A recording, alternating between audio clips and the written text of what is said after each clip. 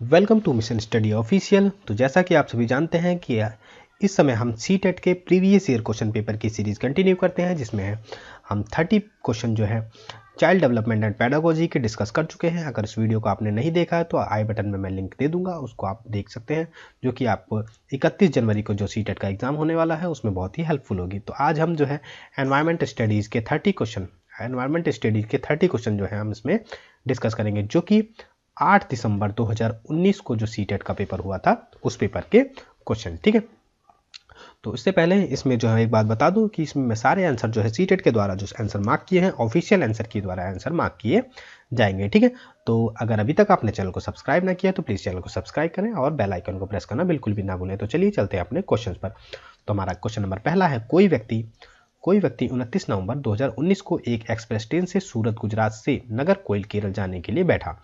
यह ट्रेन सूरत से 19:45 बजे चली और 1 दिसंबर 2019 को 11:45 बजे नागरकोइल पहुंची। यह सूरत से नागरकोइल के बीच ट्रेन मार्ग की दूरी 2120 किलोमीटर है। तो इस यात्रा में ट्रेन की औसत चाल क्या थी? तो इसकी औसत चाल अगर मैं डायरेक्ट आंसर मार्क करना चाहूँ तो इसकी औसत चाल क्या थी? ये थी 53 किलोमीटर पर आवर। ठीक है, लेकिन हम चलिए इसको देख लेते हैं, इसको सॉल्व कर लेते हैं व्हाइट बोर्ड। ठीक है, तो यहाँ हम इसको सॉल्व करते हैं। तो टोटल क्या है, 29 नवंबर से टोटल 1 दिसंबर तक ट्रेन द्वारा लिया गया कुल समय। ठीक है, तो अगर हम देख लेते हैं तो टोटल तो 29 नवंबर 19:45 से, ठीक है, 30 नवंबर 19:45 तक कितना टाइम हो गया? इसके बीच की दूरी हो, इसके बीच का पूरा टाइम हो गया 24 घंटे, इसके बीच में आ जाते हैं। ठीक है, तो अगर आगे देख लेते हैं हम, 30 नवंबर 19:45 से 1 दिसंबर 7:45 तक कितने घंटे हो जाते हैं? इसके बीच में कितने हो जाते हैं? 12 घंटे। ठीक है, तो उसके आगे क्या है, 1 दिसंबर को जो है 7:45 से, ठीक है, 1 दिसंबर 11:45 तक कितनी दूरी हो जाएगी? इसकी हो जाएगी टोटल 4 घंटे। ठीक है, 24 घंटे, 12 घंटे और 4 घंटे, तो टोटल कितना हो गया? 24 + 12 + 4, तो टोटल कितना हो जाएगा? 40 घंटे टोटल। तो ठीक है, टोटल कितना टाइम लगे? 40 घंटे। तो यदि अगर टोटल 40 घंटे तो हमारी टोटल दूरी कितनी थी? 2021 किलोमीटर, सॉरी 2120 किलोमीटर थी। ठीक है, तो अगर इसको हम डिवाइड करते हैं किससे? 40 से, तो टोटल हमारी चाल क्या जाती है? 53। ठीक है, तो 53 किलोमीटर पर आवर। तो ये है इसका राइट आंसर है। ठीक है, तो चलिए चलते हैं अपने क्वेश्चन पर दोबारा से कि हमारा राइट आंसर क्या हो जाता है? 30 किलोमीटर पर आवर। ठीक है, तो विथ सॉल्यूशन क्या है? 30 किलोमीटर पर आवर। ठीक है, तो चलिए चलते हैं अपने नेक्स्ट क्वेश्चन पर।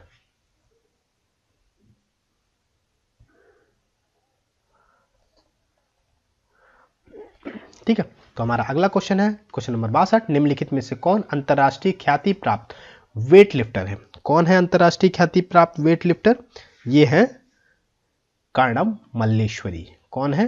कर्णम मल्लेश्वरी। ठीक है, अगर कर्णम मल्लेश्वरी की बात कर ली जाए तो सेवानिवृत्त भारतीय भारोत्तोलक है। ये क्या है? वेट लिफ्टर, भारोत्तोलक जिसे हिंदी में कहा जाता है, जिनका जन्म 1 जून 1975 को हुआ था। वह ओलंपिक में पदक जीतने वाली पहली भारतीय महिला है। ओलंपिक में पदक जीतने वाली पहली भारतीय महिला है। वर्ष 1995 में उन्हें राजीव गांधी खेल रत्न से भी सम्मानित किया जा चुका है। ठीक है, तो चलिए चलते हैं अपने नेक्स्ट क्वेश्चन पर। हमारा अगला क्वेश्चन है क्वेश्चन नंबर 63, नीचे दिए गए में कौन सा एक समूह जड़ों का है? ठीक है, तो नीचे दिए गए में कौन सा एक जड़ों का समूह है? तो गाजर भी जड़ है, चुकंदर भी जड़ है और मूली भी जड़ है। तो राइट आंसर क्या हो जाएगा? 4 जो है राइट आंसर हो जाएगा। तो आंसर नंबर 4 जो है राइट आंसर हो जाएगा। ठीक है, तो चलिए चलते हैं नेक्स्ट क्वेश्चन पर। हमारा अगला क्वेश्चन है रेगा। ठीक है, तो हमारा अगला क्वेश्चन है कि रेगिस्तानी ओक नामक पेड़ जो है कहाँ पाया जाता है? कहाँ पाया जाता है? तो बात अगर रेगिस्तान की होती है तो सबसे पहले दिमाग में आ जाता है क्या? राजस्थान आएगा, संयुक्त राज्य अरब अमीरात आएगा, आबू धाबी आएगा, लेकिन ये तीनों गलत है। रेगिस्तानी ओक नामक पेड़ जो है ये पाया जाता है ऑस्ट्रेलिया के अंदर। तो राइट आंसर क्या हो जाएगा, सेकंड जो है आंसर इसका हो जाएगा। तो चलिए चलते हैं अपने नेक्स्ट क्वेश्चन पर कि निपेंथिस यह वह पौधा जो शिकार करता है, जो है के विषय में वो निपेंथिस ये पौधा है जो शिकार करता है के विषय में नीचे गए कथनों में से विचार कीजिए। ठीक है, नीचे दिए गए कथनों में से कौन सा कथन सही है। ठीक है, तो कौन सा कथन सही है इसमें, यह पेड़ जो है ऑस्ट्रेलिया, इंडोनेशिया और भारत के मेघालय में पाया जाता है। बिल्कुल सही है, ये ऑस्ट्रेलिया और इंडोनेशिया और भारत के मेघालय में पाया जाता है। ठीक है, इसका आकार घड़े जैसा होता है, इसका मुंह एक पत्ती में ढका हुआ होता है। ठीक है, ये भी बिल्कुल भी सही, एकदम राइट है। ये भी जो है स्टेटमेंट सही, ये भी स्टेटमेंट, यह केवल कीड़े मकोड़ों को फंसाकर उनका शिकार करता है। ठीक है, या यह छोटे कीड़े मकोड़ों को खींचने की मोहक आवाज निकालता है या फंस जाते हैं। ठीक है, तो ये बिल्कुल भी दोनों ऑप्शन जो है बिल्कुल ही गलत है। तो राइट आंसर क्या हो जाएगा, ए और सी हमारा सही है। तो ए और बी, तो राइट आंसर क्या हो जाएगा, ए और बी। ठीक है, ए जो है हमारा राइट आंसर हो जाएगा। ठीक है, तो प्लीज वीडियो को ध्यान से देखिएगा, क्योंकि जो है सारे के सारे क्वेश्चन कभी कभी रिपीट भी होते हैं सीटेट के अंदर। ठीक है, तो नेक्स्ट क्वेश्चन है, भारत की आज़ादी से पहले महात्मा गांधी ने जिस दांडी से समुद्र तट तक भारत की आज़ादी से पहले महात्मा गांधी ने जिस दांडी के समुद्र तट तक अपनी प्रसिद्ध यात्रा की थी, वह भारत के नीचे दिए गए किस राज्य से है। तो दांडी यात्रा जहां से शुरू की गई थी वो कहाँ है, ये है गुजरात में। ठीक है, दांडी गुजरात में। तो राइट आंसर क्या हो जाएगा, जो जहां से उन्होंने शुरू की थी। ठीक है, हो जाएगा क्या, गुजरात। अरब सागर के तट पर स्थित है। वर्ष 1930 में महात्मा गांधी ने नमक कानून के लिए इस स्थान को चुना। उनके अनुयायी कुछ अनुयायियों ने साबरमती आश्रम से दांडी नामक आंदोलन शुरू किया था। ठीक है, तो चलिए चलते हैं अपने नेक्स्ट क्वेश्चन पर। हमारा अगला क्वेश्चन है, उच्च ज्वार तेज बुखार के साथ कपकपी जिसका उपचार सिनकोना पेड़ की छाल से होता है। तो सिनकोना पेड़ की छाल से होता है, से किया जाता है। तो सिनकोना से किस मर्ज की दवाई, किस रोग की दवा बनती है सिनकोना से बनती है मलेरिया की दवाई।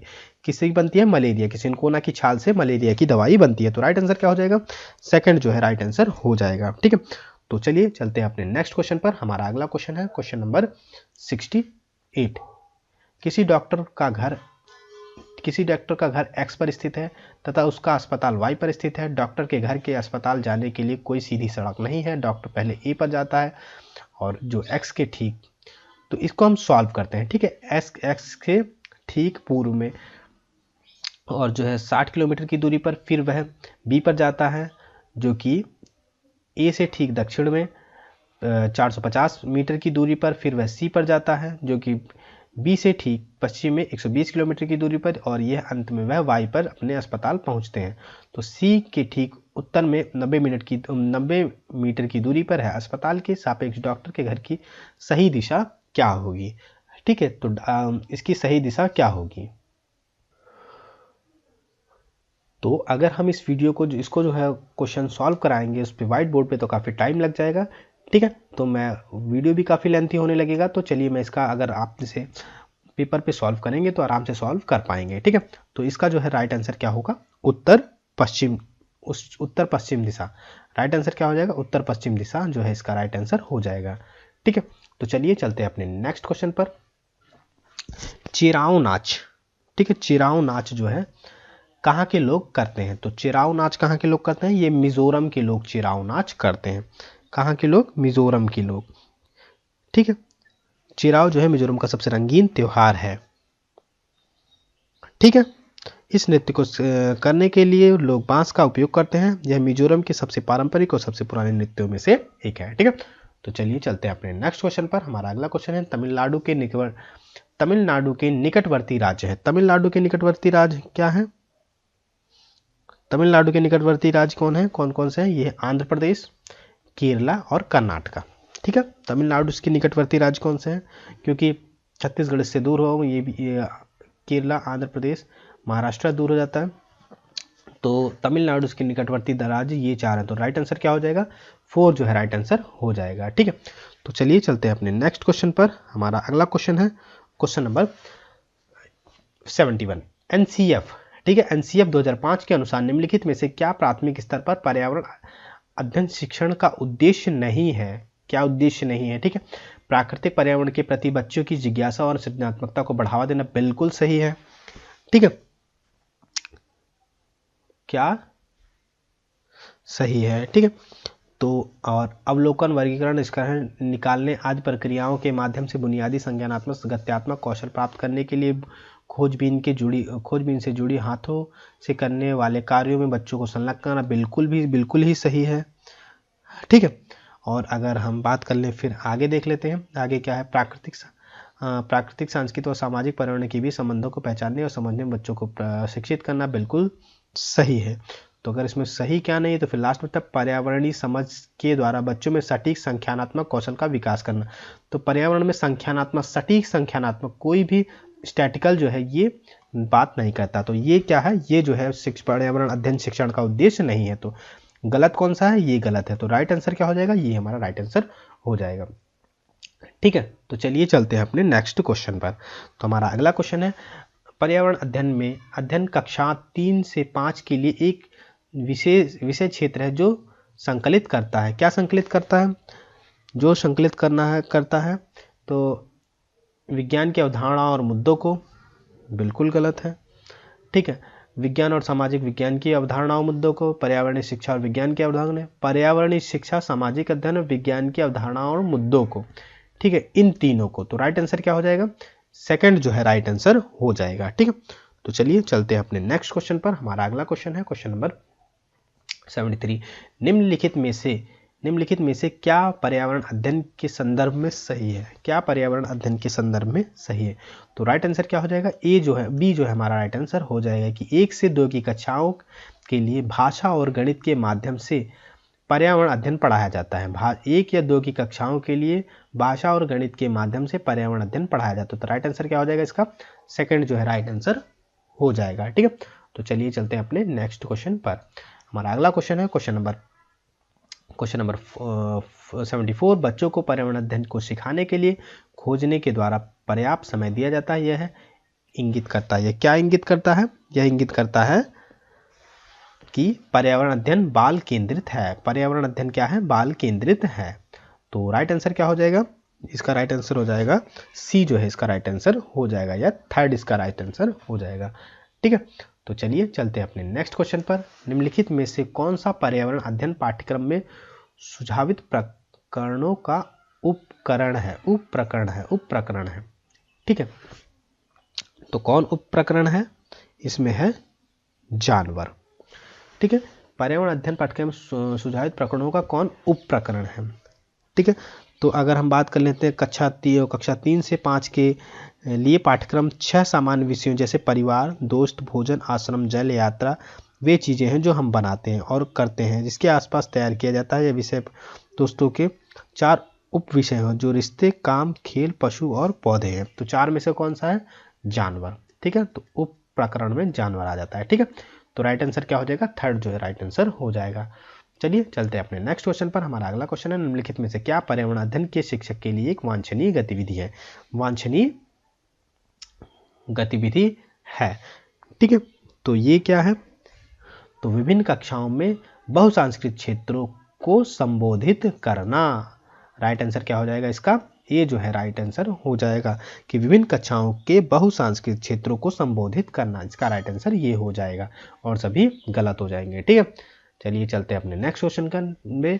निम्नलिखित में से क्या पर्यावरण अध्ययन में बच्चों के द्वारा ज्ञान की रचना में महत्वपूर्ण है? निम्नलिखित में से क्या पर्यावरण अध्ययन में बच्चों के द्वारा ज्ञान की संरचना में महत्वपूर्ण है? तो क्या महत्वपूर्ण है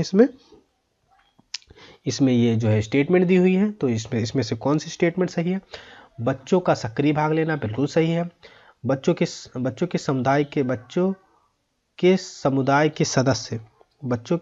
के सदस्य, ठीक है। और पर्यावरण अध्ययन की पाठ्यपुस्तकें, ठीक है। पर्यावरण अध्ययन की पाठ्यपुस्तकों की व्याख्या की परिभाषा, इससे कोई मतलब नहीं होता। तो राइट आंसर क्या हो जाएगा इसमें? महत्वपूर्ण रचना में महत्वपूर्ण क्या है? ए बी और सी। तो ए बी सी किसमें है? फर्स्ट ऑप्शन में ए बी सी है। तो राइट आंसर क्या हो जाएगा? ये जो हमारा राइट आंसर हो जाएगा। ठीक है। क्योंकि बच्चों द्वारा ईवीएस में ज्ञान का निर्माण करने के लिए बच्चों बच्चों के समुदाय के सदस्यों की सक्रिय भागीदारी ईवीएस की पाठ्यपुस्तक बहुत महत्वपूर्ण है। ठीक है, तो चलिए चलते हैं अपने नेक्स्ट क्वेश्चन पर। हमारा अगला क्वेश्चन है क्वेश्चन नंबर 78। बच्चों को पर्यावरण अध्ययन सिखाने में प्रभावशाली तरीके से जोड़ा जा सकता है, प्रभावशाली तरीके से जोड़ा जा सकता है। ठीक है, तो इसमें जो है क्या है, वृत्तांत प्रभावशाली तरीके से जोड़ा जा सकता है। तो इसका राइट आंसर क्या हो जाएगा हमारा 78 का वृत्तांत। ठीक है, और कहानियां, ये जो है बेसिक प्रभावशाली तरीके पड़ जाते हैं। ठीक है, नैरेटिव और स्टोरीज, शिक्षक द्वारा अवधारणाओं की प्रभावशाली व्याख्या, ये जो है छोटे बच्चों को समझ में ही नहीं आएगी।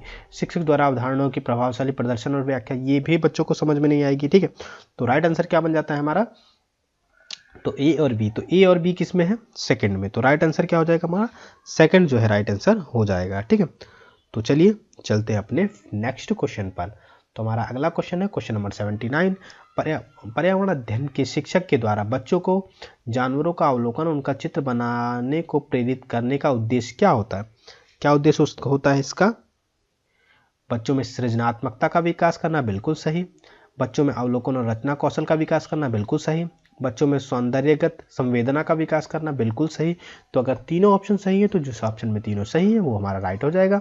तो 4 जो है ये क्वेश्चन नंबर आंसर नंबर 4 जो है राइट आंसर हमारा हो जाएगा। ठीक है, चलिए चलते हैं अपने नेक्स्ट क्वेश्चन पर।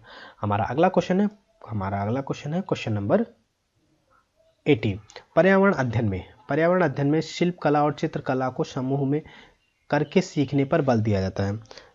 ठीक है, इसको समूह में सीखने पर बल दिया जाता है। क्यों दिया जाता है बल? क्योंकि कक्षा की अनुशासनहीनता को रोकने के लिए, ये तो अनुशासनहीनता, ये वाली जो स्ट्रिक्टनेस तो चाइल्ड सेंटर एजुकेशन में कोई बात ही नहीं होती। ठीक है, तो ये अनुशासनहीनता, क्योंकि बच्चों को जो है ये बहुत ही फ्लेक्सिबल तरीके से पढ़ाया जाना चाहिए। ठीक है, कि चाइल्ड सेंटर की निशानी नहीं है। ठीक है, समूह में सीखना सहपाठी द्वारा सीखने को प्रोत्साहित करता, बिल्कुल सही है। समूह में सीखना जो है सहपाठी द्वारा सीखने को प्रोत्साहित करता, बिल्कुल सही है। समूह सीखना कक्षों में सामाजिक अंतःक्रिया को बेहतर बनाता है, तो ये भी सही है। समूह में सीखना पाठ्यक्रम पर्यावरण अध्ययन के पाठ्यक्रम को समय पर पूरा करने के लिए सहायता करता है, ये भी जो है स्ट्रिक्टनेस को दर्शाता है। तो जो है आप फ्लेक्सिबिलिटी को कौन कौन दर्शाता है, ये दोनों। तो राइट आंसर क्या हो जाएगा, बी और सी। तो बी और सी किस में है, ये है सेकंड, ये हमारा राइट आंसर हो जाएगा। ठीक है, क्योंकि ईवीएस का पेपर है, ये पढ़ने में काफ़ी लेंथी होता है, तो थोड़ी वीडियो लेंथी हो सकती है। ठीक है, तो चलिए चलते हैं अपने नेक्स्ट क्वेश्चन पर। निम्नलिखित में से क्या पर्यावरण अध्ययन को सीखने का सबसे प्रभावशाली संसाधन है? पर्यावरण अध्ययन को सीखने का सबसे प्रभावशाली संसाधन क्या है? सबसे प्रभावशाली संसाधन क्या है? परिवार के सदस्य, बिल्कुल सही है। समुदाय के सदस्य, बिल्कुल सही है। ठीक है, और समाचार पत्र बिल्कुल सही है। ठीक है, तो अगर हम पर्यावरण को सीखने का सबसे प्रभावशाली संसाधन क्या है, ये सभी हैं। ठीक है, तो अगर हम इसके राइट आंसर की बात कर ली जाए तो ए बी और सी किस में है, ये है थर्ड में। तो आंसर नंबर थर्ड जो है क्या हो जाएगा, राइट आंसर हो जाएगा।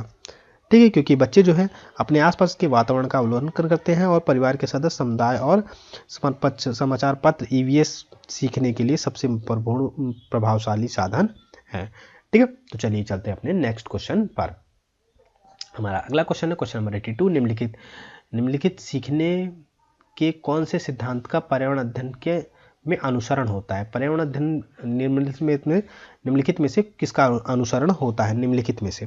ठीक है, तो इसमें क्या होता है, ज्ञात से अज्ञात की ओर। बच्चों को जो है, बच्चे जो चीज़ें जानते हैं वो उस चीज़ों से लेके उसे अनजान चीज़ के लिए बताया जाता है। ठीक है, अज्ञात से। प्रयास त्रुटि का सिद्धांत थॉर्नडाइक द्वारा लिया गया है और इसे उत्तेजना प्रक्रिया सिद्धांत पर प्लेयर पेन सिद्धांत के रूप में जाना जाता है। इस सिद्धांत में शिक्षक प्रशिक्षण सरल से जटिल या ज्ञात से अज्ञात की ओर जाना चाहिए। ठीक, तो चलिए चलते हैं अपने नेक्स्ट क्वेश्चन पर। हमारा अगला क्वेश्चन है क्वेश्चन नंबर 83। निम्नलिखित में से कौन सा पर्यावरण अध्ययन में सीखने का रचनात्मक आकलन का साधन नहीं है? तो इसमें जो है अंडरलाइन किया है, नहीं है। तो ठीक है, रचनात्मक आकलन का साधन क्या नहीं है? तो पोर्टफोलियो बिल्कुल है। ठीक है, क्रम निर्धारण मापनी, ये भी बिल्कुल है, ठीक है।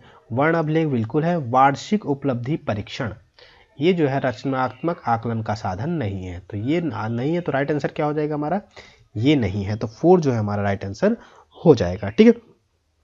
तो चलिए चलते हैं अपने नेक्स्ट क्वेश्चन पर। हमारा अगला क्वेश्चन है क्वेश्चन नंबर 84। निम्नलिखित में से किसको पर्यावरण अध्ययन में बच्चों के आकलन से दूर करना चाहिए, ठीक है। निम्नलिखित में से किसको पर्यावरण अध्ययन में बच्चों के आकलन से दूर करना चाहिए, तो क्या बच्चों के उत्तरों को सही या गलत में आंकना, इसको जो है दूर करना चाहिए। तो सबसे मुझे राइट आंसर यही लग रहा है, ठीक है, क्योंकि कक्षा 5 में ईवीएस पाठ्यपुस्तक द्वारा अंत में दिए गए आज हमने क्या सर्च किया, ठीक है, इससे आंकना चाहिए, बिल्कुल नहीं।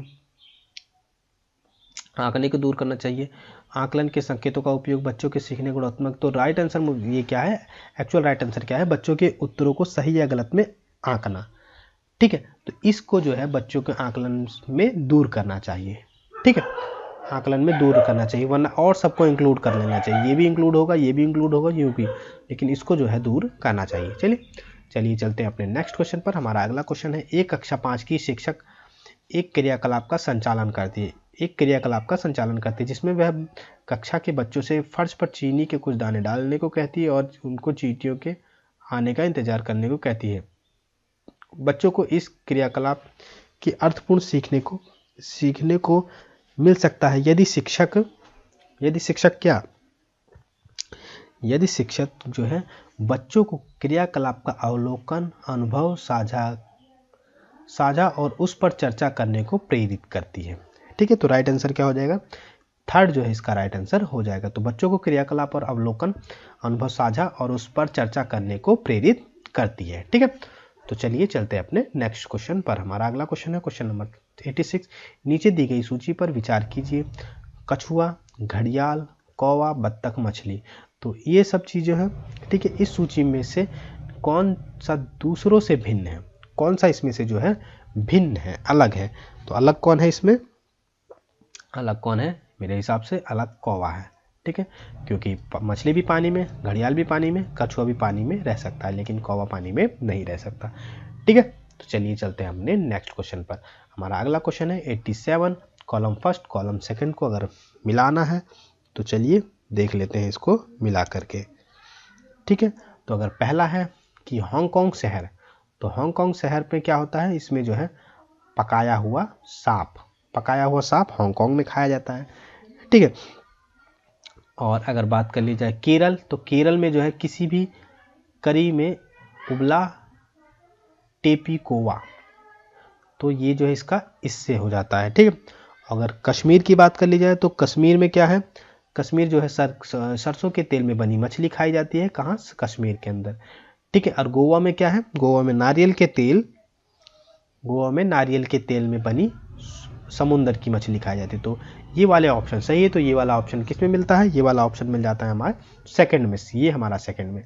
तो राइट आंसर क्या हो जाएगा, सेकंड जो है राइट आंसर हो जाएगा, ठीक है।